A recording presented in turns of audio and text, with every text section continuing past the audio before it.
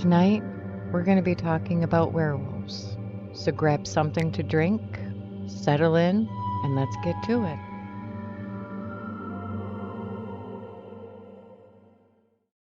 As a kid, I always thought they were monsters, ferocious, evil beings that would turn on a full moon and rip people apart. But as I got older and I could distinguish from books and the movies of how they were made, it changed my perspective the older I got. I became fascinated with them, as I did with vampires and mythical beings of the different realms. Now, you would think, as they say, vampires and werewolves and all that is all fiction. But there's a dark part of history that I don't know how many really know about it. Back before there was witch trials here in the United States, they were going about the 14th century. Over in Europe is when they were doing the witch trials. It started roughly halfway through the witch trials, mid 14th century, but it really picked up in the 15th century. So from the 15th, 16th, and 17th century, they actually had werewolf trials. Mostly men and some women were accused, convicted, and killed of being a werewolf. They started right along saying that witches would turn into these beasts and go after cattle. The interesting part was it was mainly hermits, people if they moved into the area that were new but were different, that didn't fit their society norms back then, they would just accuse you of it. Now, some were driven by superstition, some were driven by the religious aspect, and some were with the political clashes. And they all desired a scapegoat for any harsh conditions or anything that plagued them at that time. Some confessed to being werewolves and committed those crimes, but it was only after they were tortured. Now, this part here is gruesome. Now, the executioners would strap them to some form of device. They would remove their skin and then chop off their head and then burn the body. But some of them would be put their heads on stakes with a warning to others to not consort with the devil. But you have to remember, during this time, they were also doing the witch trials. So the connection with werewolves and witches were hand in hand back then. Centuries later, sometimes it's hard to untangle folklore from real evidence of what people believed at that time. There's, I'm sure, a lot of stories exaggerated, especially when it comes to the religious part of it, because especially during the witch trials, they just, everything under the sun, they would accuse women of.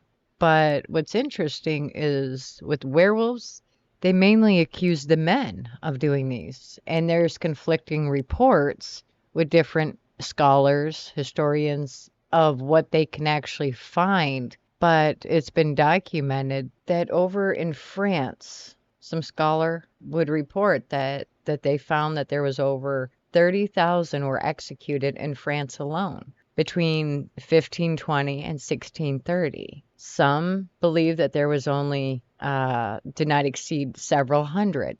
And then there's some that believed every family in rural parts of France practiced witchcraft in some form. And back then, they believed witches were in line with the devil. So, of course, werewolves were a part of that. Werewolf trials continued sporadically in the 17th century in Germany, the Netherlands, and Eastern Europe. Particularly, though, they were more isolated in the rural areas. But gradually, the educated stopped believing in the devil, or people could transform into these beastly animals, as more of the wolf population started to vanish because of the population growth and industrialization. The more wolves that were killed, the less of livestock being killed, wiped out, attacks on people of that nature. Over time, the werewolves faded off into myths, folklore, to keep children in at night so they don't go wandering and sneaking out. There was actual inquisitors that would go out just as they did with witches to see what was going on in these villages and such. And they actually had werewolf prosecutions in Swiss that where the wolves were killing them, but they figured if they see the glowing eyes, animals' eyes,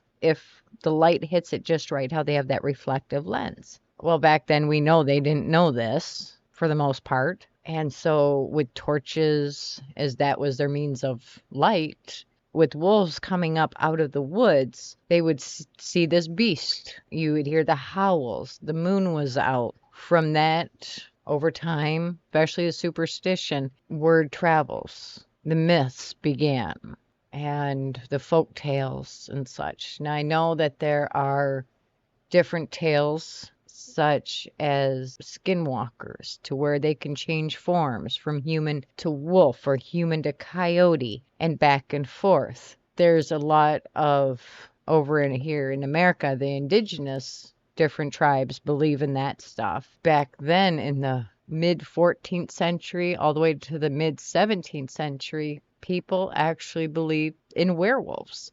A lot of werewolf trials often featured similar details: men in black, magic salve, pelts or skins that turn the accused into wolves, attending witch ceremonies late at night, and going on bloodthirsty rampages.